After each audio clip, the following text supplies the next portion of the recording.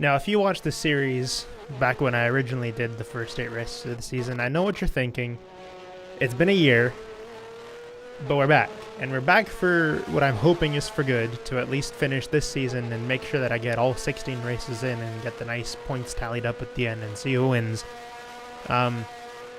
This is the 1988 Formula One Championship season, and we're here in Hockenheim for round 9 in Germany. This is one of the 3 circuits that back in the early 2000s made me love Formula One. The ones with not a lot of turns, but a whole lot of straights. The other 2 being Indianapolis and the current version of the A1 ring in Austria. Indianapolis being still my favorite circuit to this day. Now this track in particular is fairly interesting because even for spectators there wasn't really much to watch along the 3 straights that made this track the fun that it is to drive, which is part of the reason that it was demolished in the early 2000s, well, the mid 2000s, and replaced with the current version of the Hockenheim, which I still have a bit of a soft spot, and which is making a comeback to Formula One this year. So we'll see how it is. Paul Ricard is also coming back this year as well for Formula One. It's in a slightly different format, and it was actually patched back in August of last year, but this was after I had already done my Nürburgring race, so there's not much I can do about it except for maybe do like a little fun race at the end of the season. Not for points though, because there were 16 races in 1988, so we're going to do 16 races now. But we'll see, you know, Paul Ricard is back to drivable form, but hopefully I'll be back to drivable form for this race because it's been a while since I've raced these cars properly, so we'll see what happens. See you guys in the race. Alright everybody, welcome back to the slightly later than usual German Grand Prix here for the F1 1988 championship season. I have many reasons for why this video is a year late, but I'll sort of cover them as the race goes. If it's not that action-packed, there's a real possibility that once I lose my guaranteed 2-3 spots off of the start that the race is going to become a little bit of a snooze fest. But hopefully I'll be able to cover these in the 16 laps that this race will be going on for. As always, I'm going to remove the last 5 people from the qualifying session because only 26 cars raced in the 1988 season. So that's just how it's going to be. Anyway, I qualified 3rd in probably the most miraculous lap that I have ever pulled in this entire season. I don't know how I pulled out a 146.5, but that's just sort of how it happened. In fact, my very first time out, I got completely destroyed by a backmarker. Like halfway through the lap, he just refused to get out of the way, and I couldn't do anything about it. So I finished the first run with a 148.2, and then I just watched everybody just destroy my lap time. But it wasn't even really that far. They weren't beating me by that much. Like they were setting mid 147s, low 147s from the McLarens. And the Ferraris actually both came out really late, and I think Alboreto got a little messed up on his first run, so he didn't have that good of a lap time. But what happened after that is I went out and I'm just like, okay, let's set a lap that's not hindered by backmarker. I'll probably get about maybe 0.8 to a second, and hopefully set something like a mid 147, low 147, and be on my way, hopefully get somewhere around the top 6 in qualifying. And I set the most ridiculous 146.5 that I've ever seen myself pull. In fact, the previous time that I went through this whole season, I think my fastest lap in the race was maybe a low 146, and that was in a turbo car. So most of the time that I lose over the course of a lap is in the straight line sections. I just don't go nearly as fast as the turbo cars do. In fact, the fastest that I've seen myself hit on the straights is 320 kilometers an hour, whereas I've seen the McLarens and the Ferraris hit 329, 330. And over the course of a really, really long straight, that makes a huge difference on the circuit. And yeah, Hockenheim is one of the 3 tracks. If I don't mention this in the intro, then this will be the first time that you ever hear me say this, but Hockenheim was one of the 3 circuits that really made me fall in love with Formula One back as a kid. The first season that I remember watching from start to finish was 2001. But this was, I may have arbitrarily watched some races in 2000. I don't know, because again, I was only 3 years old at the time. But Formula One was all over the place in my house because my dad really fell in love with Formula One in the early to mid 90s. So it was always on. I may have accidentally watched some races, but I wouldn't remember them. But the first race that I remember for sure watching was Melbourne 2001. Um, but back in those days, I also my first gaming experience that I ever remember for any game at all is F1 Championship Season 2000 on the PC in our little apartment in Moscow. And I played the absolute crap out of that game. I played it a lot, but even then, I was mostly playing with relatively dumb strategies. Like I was basically setting the AI damage to 100% and just like kicking them every corner I could, going around Monaco and stuff, and just never touching the brake. It was a lot of fun, and it's part of the reason why I still like racing games to this day, because I just had such a good time playing those ones. But as someone who played mostly on a keyboard, I ended up getting a wheel later on, sometime when I was 7 years old. But most of the time I played that game, I played on a keyboard. So I really liked the circuits that had less turns. The less turns, the better. And so my favorite track to this day would be Indianapolis, because I just really, really like that epic third sector where you just come around the giant bank corner and go crazy fast down the main straight. And the 90-ish degree corners in the first sector were manageable on a keyboard, so I really, really liked that track. And the other one that I accidentally liked was the A1 ring in Australia, because again, not Australia, in Austria, because that track is very, very short, and I sort of noticed after racing it for a while that it was actually really easy for me to memorize because it was so short. And then the third circuit that I liked was this one, which is Hockenheim. It only has something like 1, 2, 3, 4, 7 significant corners, and they're all separated pretty much by huge long straights where you can do a lot of really, really good passing, and if not passing, then just good old fashioned straight line speed racing back in the 60s of Formula One, when they had the old Spa and the Monza that had like 3 corners.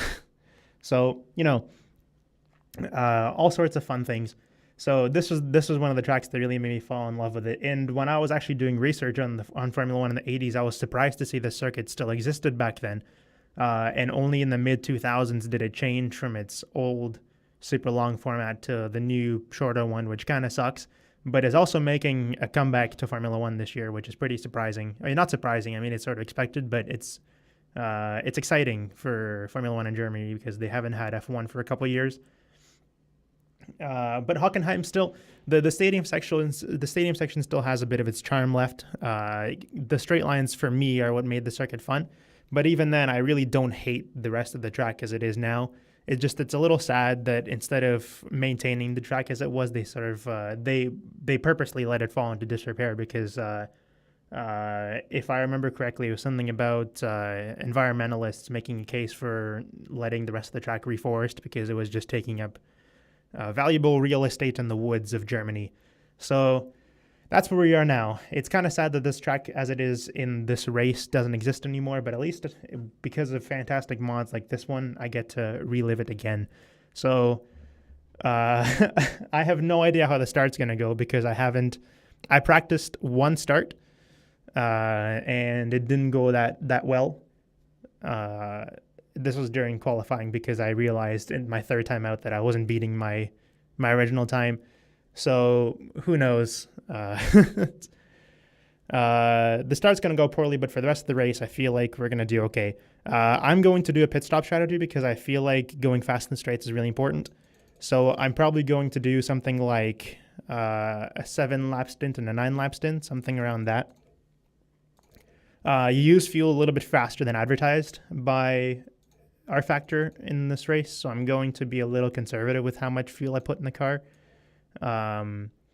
But putting too much isn't really a huge deal. I'd rather finish the race than not finish the race and do something like I did in Monaco where I just score no points.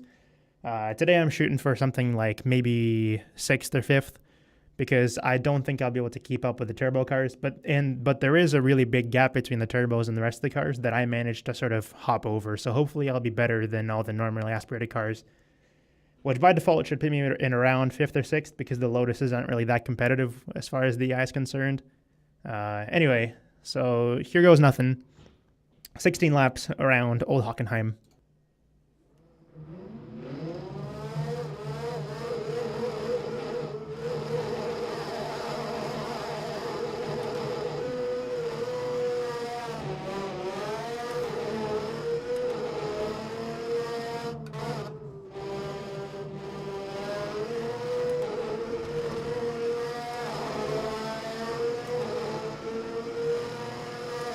Honestly, that went just about as well as I wanted it to.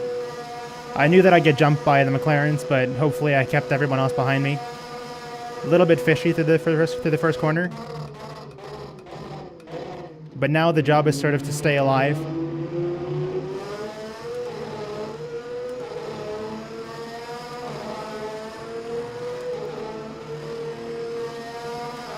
Especially going into Ost curve, it's really scary for the first couple laps because anybody can hit that barrier. Nice and careful.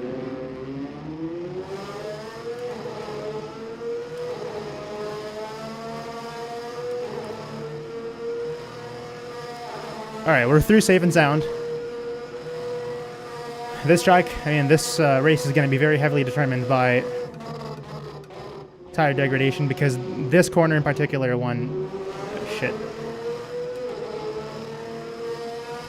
This corner in particular is very much determined by how good your tires are.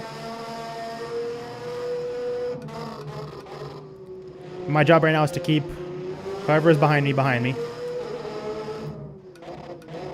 And not let the leaders get too far away from me.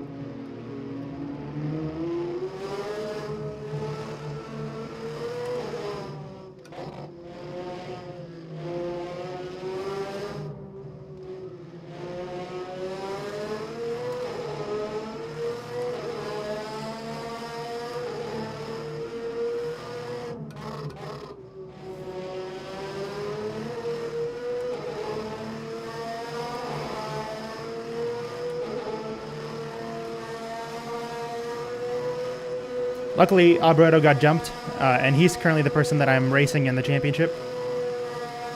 But as you can see, the straight line speed is just... I can't really do much passing.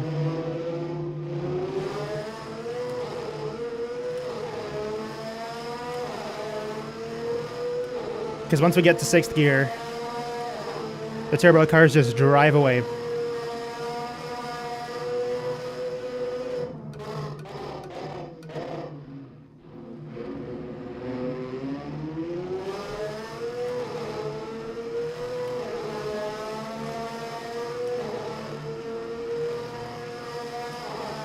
Looks like Senna's pressuring Berger pretty hard.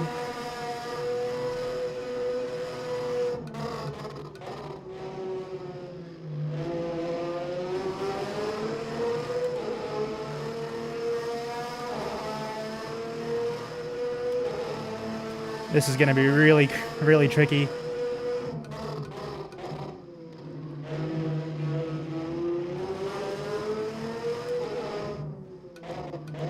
In reality, I'm racing Alboreto here for the championship.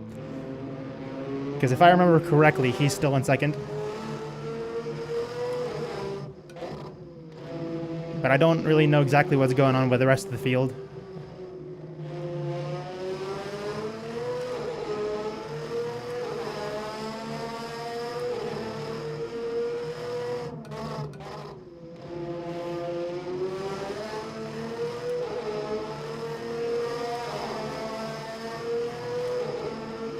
Now the difficulty's on 106 because I got a little tired of being just straight up faster.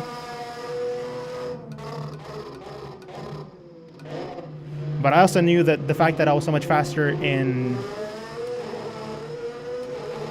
Silverstone was because the AI is not very good at the really high speed corners. They just don't go as flat as I do. So that's sort of just always guaranteed to happen.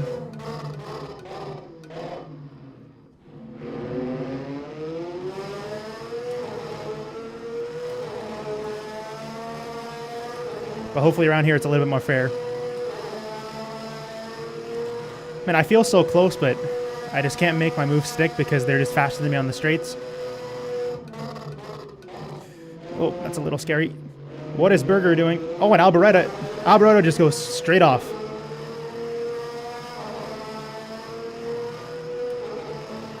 Maybe we'll get this move stuck. Right around the outside. Yes, we do. So in one clean swoop, we've managed to get both of the Ferraris. I had nothing to do with Alboreto going off there, by the way. in case anybody wants to pin me for that one. And now, I don't think we'll be very racy with the McLarens, but let's see what we can do.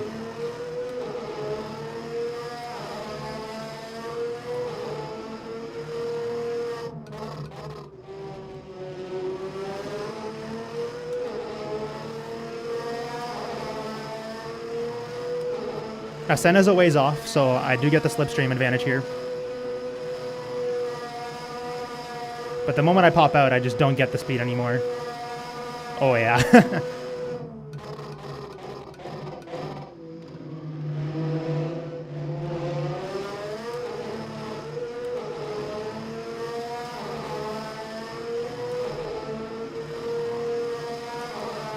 As long as I use Prost's slipstream to keep Berger out of mine,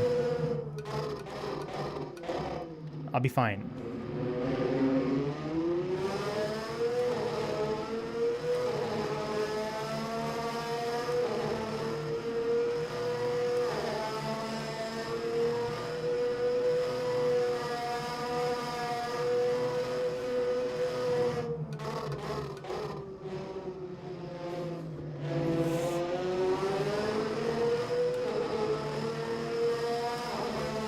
And I feel that with every single time I go through that corner, I lose more and more traction, but that's just sort of how it is.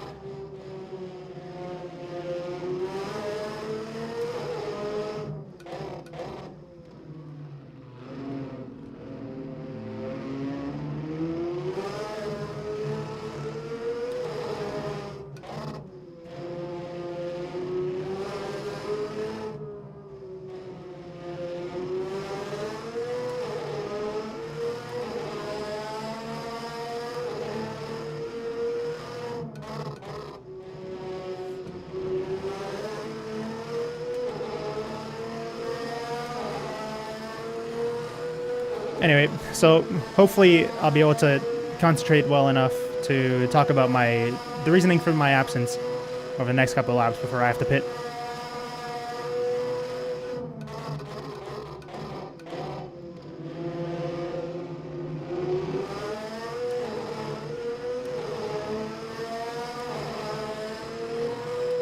Back when I was doing this series a year ago, I set up sort of like a personal schedule for more or less reasonably getting these videos out on time. And I pretty much stuck to it. Like I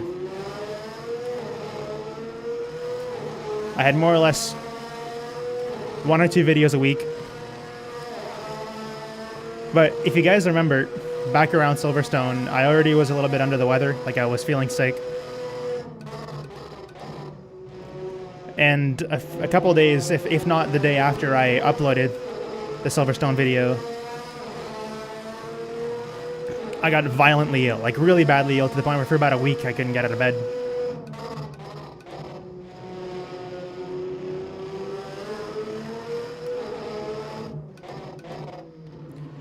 So that's the reason why I initially didn't record it.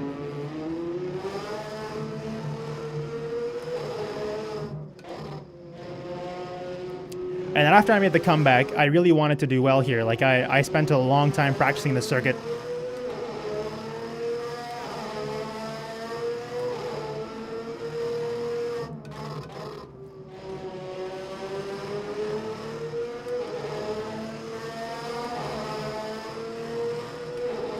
And between the time that I spent practicing and between time that I sort of became more and more busy over the summer, I sort of got I sort of began to appreciate that 1 week I had that was essentially off where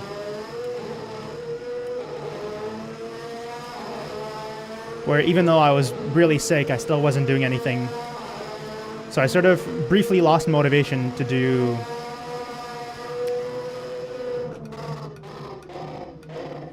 this video.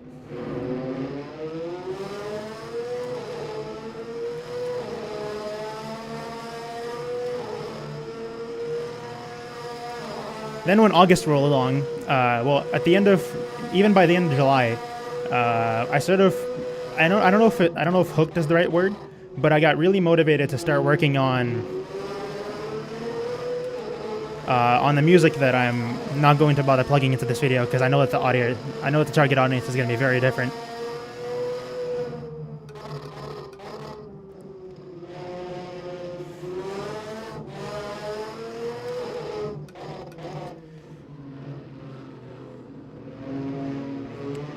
But I got really motivated to do that instead.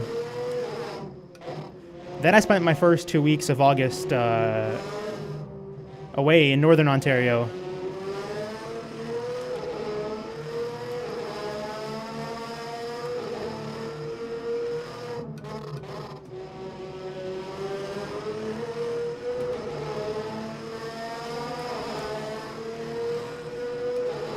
I think I'm pinning at the end of this lap.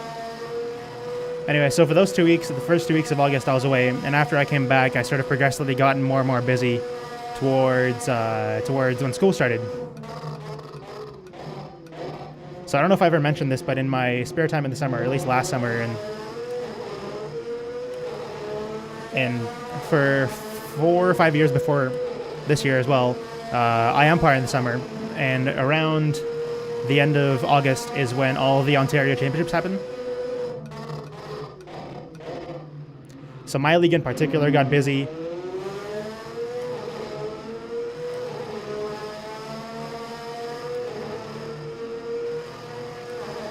I was called in to do provincials for select and rep.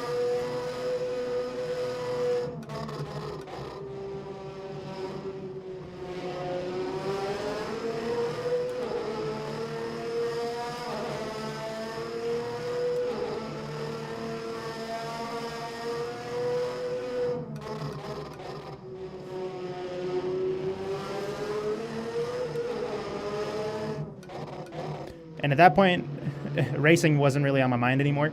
That's around the time that I also canceled my iRacing subscription. Oh boy.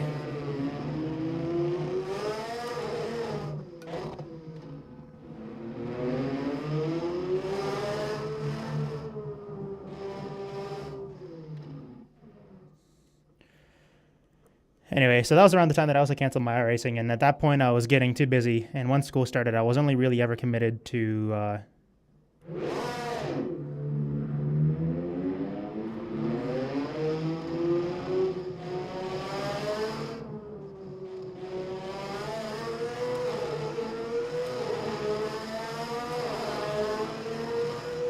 school and music.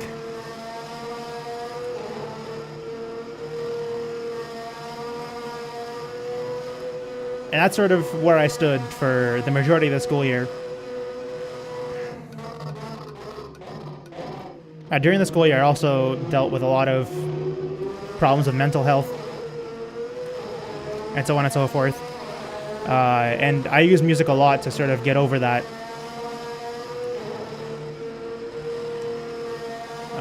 And the racing sort of fell over to the background. And if not the background, then I sort of just didn't really feel motivated enough to drive anything anymore.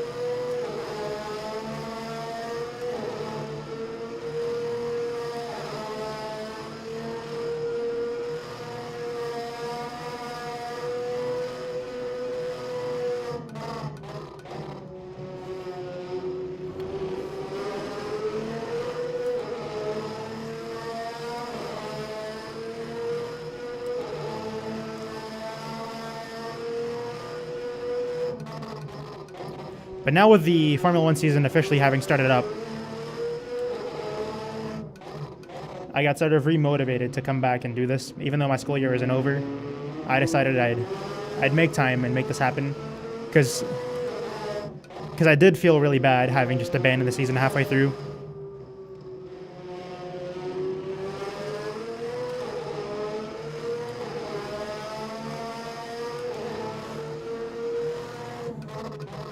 And now that we are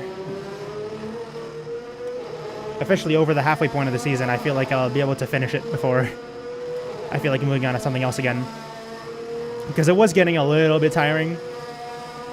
Because even the F1 drivers don't drive 2 races a week.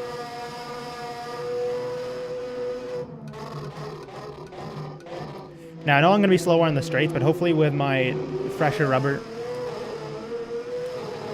I'll be able to put in some competitive laps before the AI decides to pit.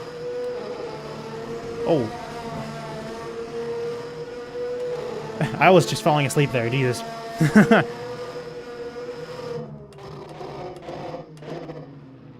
was just a lapse of concentration.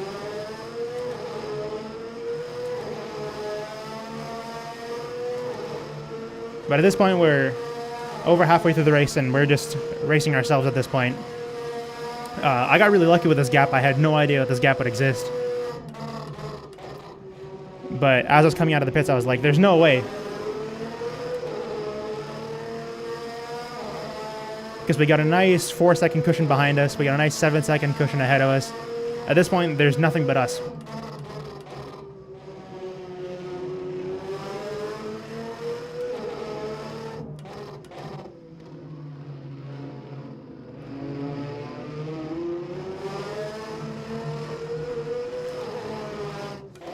I feel like if it wasn't that mistake on the second straight, this would have been a really good lap to put in.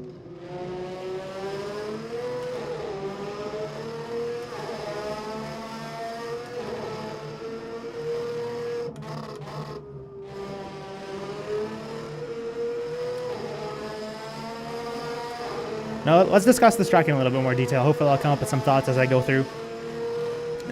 This first straight exists still partially. But the braking spot here for the first corner is really hard to find because you don't want to brake at the 100-meter board because that's too late. My old braking spot used to actually be halfway between the sign and the 100-meter board, but that's too early. So sort of as you race this track more, you go.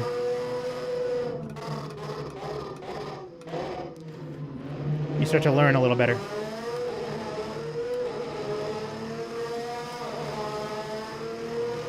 Now, that second braking spot's really hard to find, especially during practice, because my practice time is different from my race time. I set my race time to noon.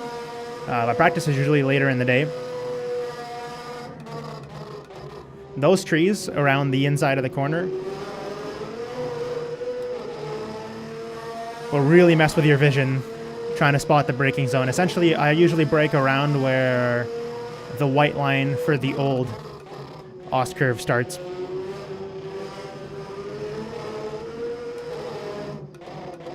That was a little bad, but not too bad. Running wide there isn't that big of a deal as long as the curb doesn't launch you up. I'm still pretty steadily gaining on an 80.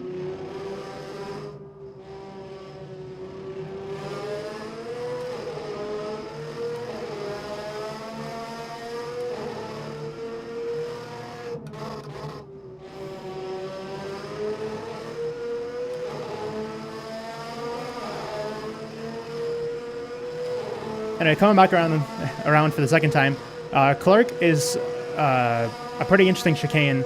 It's hard to really navigate fully, and coming out of the corner is a little tricky as well because I'm not sure if this existed in the real version of the corner, but there's a real nice bump right on the inside as you come out of the corner, so shifting into second is always scary. Because if you just keep your foot flat, unless your wheel is perfectly straight, you're going to spin.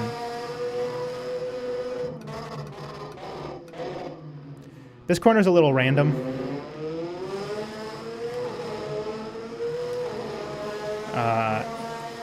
And I prefer its more complicated counterpart, which existed in the early 2000s. The one with the nice right, left, right sweeper. That was fun. This next corner pretty much is unchanged.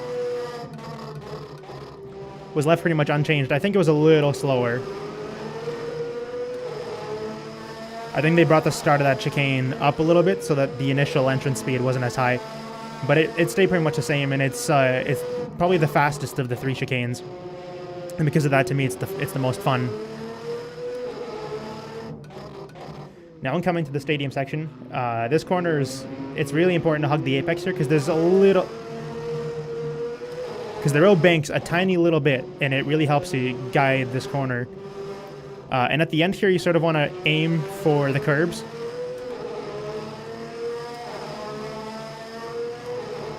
and use your lack of traction to help yourself get through and actually miss the curbs instead of hitting them.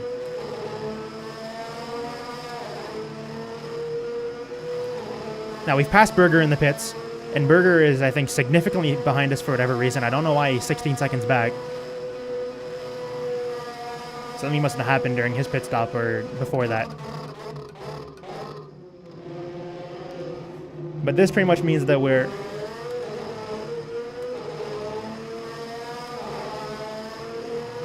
Actually, I don't know. The Ferrari behind me seems pretty close. So not a lot has changed. I think this will update. I think the timing must have just gotten glitched. But as far as I can see, the positions didn't change.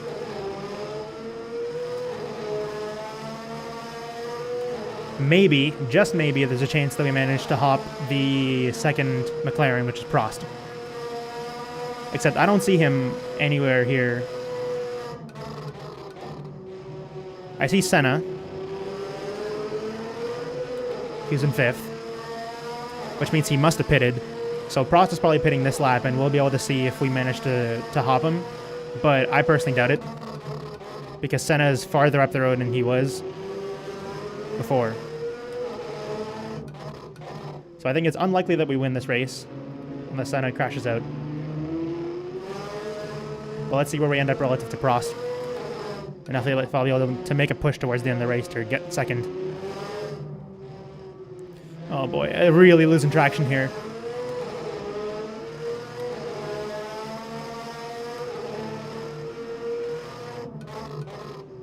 Oh, here we go.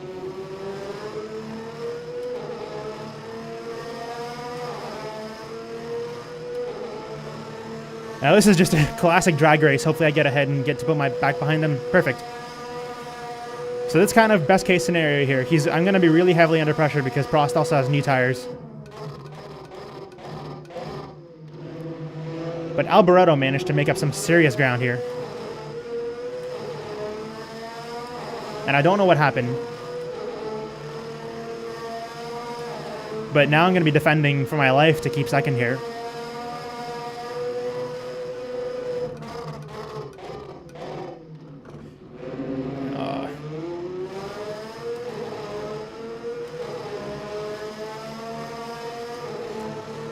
Because of the way I spot the braking zone, I sometimes snag the grass on the inside of my tire, and that kind of messes up your braking because you lose the traction. But luckily that time I got lucky and managed to make the corner.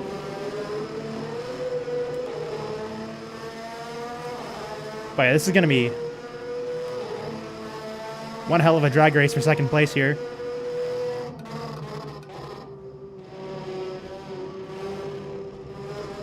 Oh no.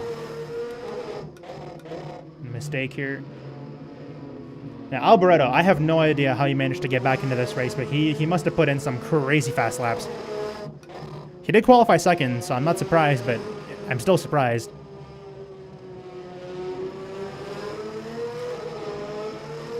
Because Berger got demolished.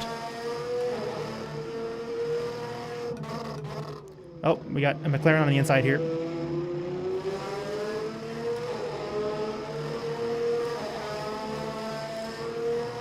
And a Ferrari on the outside. And Alboreto's jump Prost. This is crazy stuff. Ah!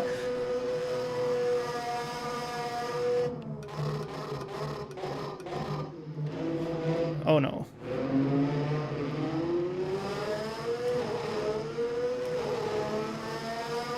Luckily that corner is really tight.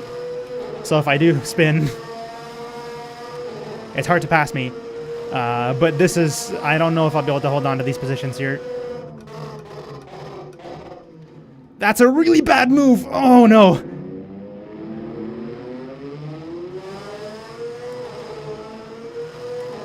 It is impossible to make a move stick into that corner. The AI doesn't know this, but anybody in real life would have.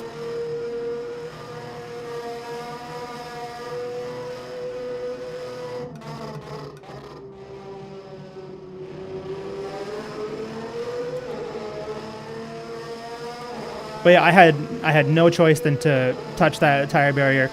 Luckily, I'm going to make a case here for being invulnerable right now because in real life, that tire barrier wouldn't have done any damage to me. But in rFactor 2, obviously, that's not the case. Tires are very much solid in this game.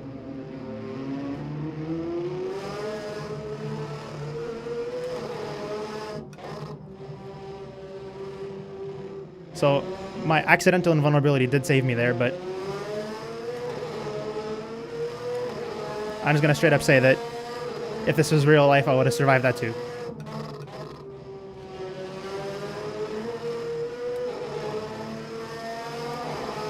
Now I got 2 more laps to go to hold on to second place. This is getting kind of scary. Senna is 9 seconds up the road, so there's no way I'm catching him. He just pulled away with this one, but for whatever reason, me hopping Prost here put me at a serious disadvantage with tires because my tires are 3 to 4 laps older than theirs, and it really makes a difference around here.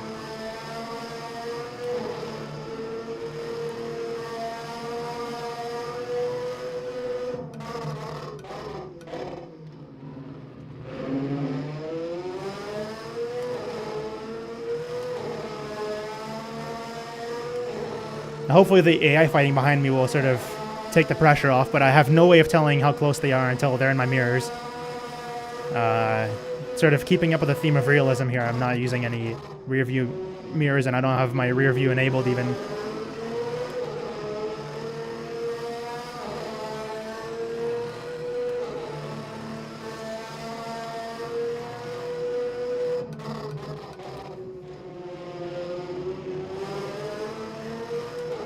But they're too far away this lap to make a move. Hopefully I don't mess it up on the last lap and give him space to make a move. And there is really no traction around here right now.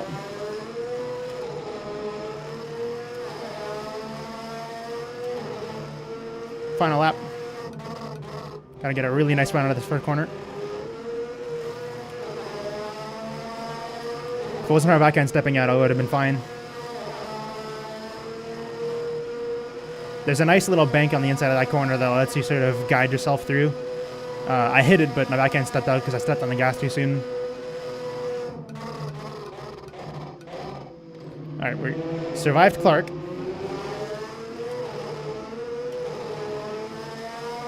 Hopefully no dive bombs into Oscurve.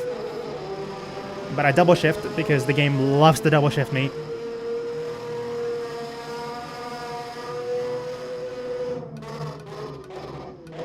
We're fine into Oscurve.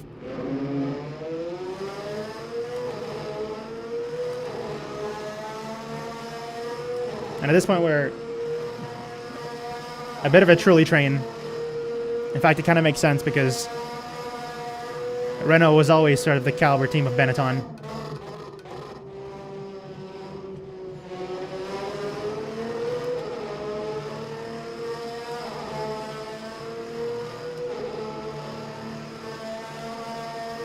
Anyway, seemed kind of uneventful. There wasn't a lot of passing going on. So that one lap where the Ferraris imploded. But we managed to actually increase the gap quite sizably on this last lap. And come home in a pretty nice second position. I wasn't expecting to win, but second place was up there as something that was pretty unrealistic.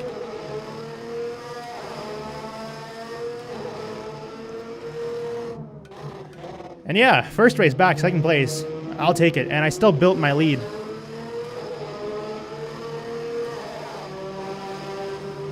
And I still managed to maintain my lead over Alboreto because he's currently the second place in the championship. Now, I'm not sure how long I'll be able to hold on to this, though, because the next few races of the season are going to be tracks that I'm not very good at.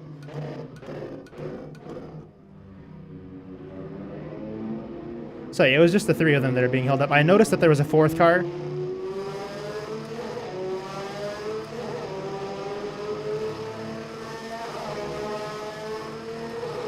I did notice that there was a 4th car in the background. I didn't know who it was because there's no way to tell with the timing board on the right side.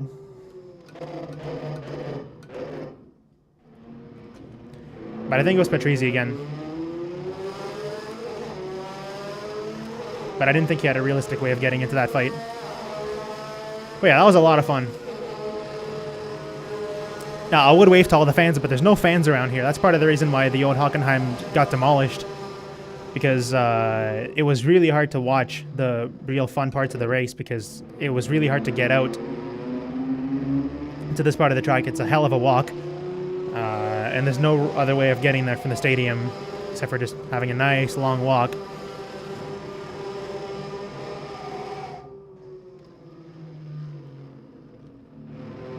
And now that we're in the stadium, let's put our hands in the air and wave to all the fans going around.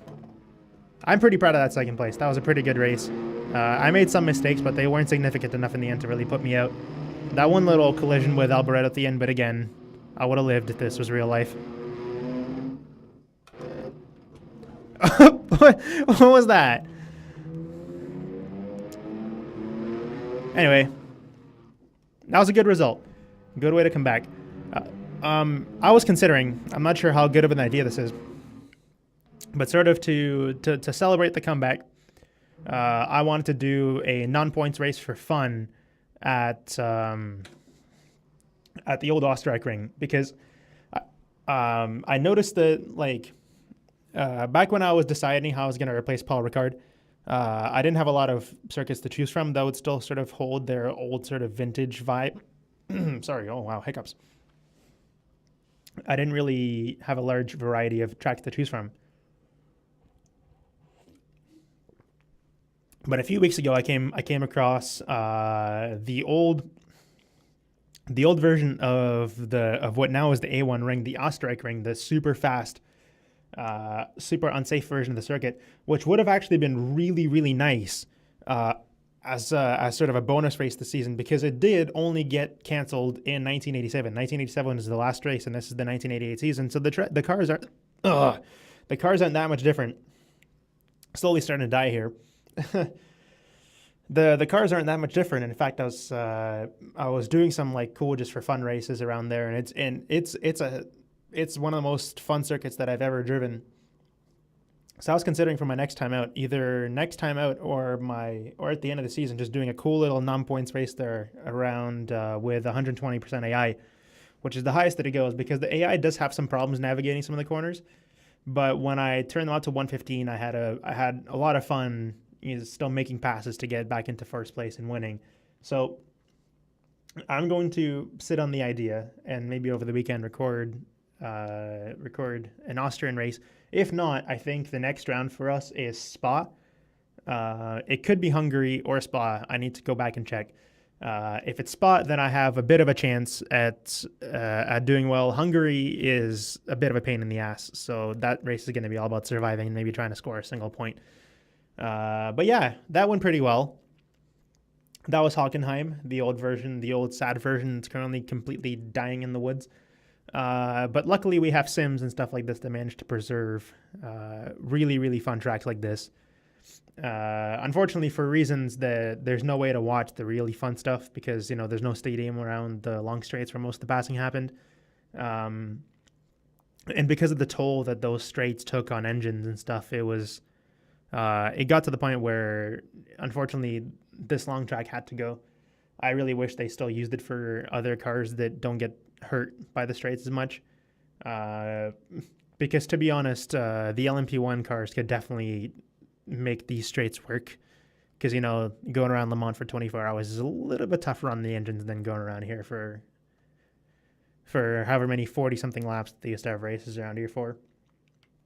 But yeah, that was a really cool experience. I don't know if I forgot to mention anything, because there's a lot to say in this video as far as the comeback, the fact that I love this circuit, just the race itself. Commentating, it was hard to focus, but doing as much as I can here. Anyway, hopefully I'll be back soon with another episode. I don't know if you can trust me on that anymore, but hopefully I'll stay a man of my word and finish the rest of the season. We're more than halfway through. We're leading the championship by a solid margin, but I have another 7 races left to throw that lead away, because honestly, some of the tracks coming up I suck at. So we'll see. But until next time, this was Anton Kalinin, the Thierry Boutsen replacement at Benetton, signing out with a cool second place at the Hockenheiming. Goodbye.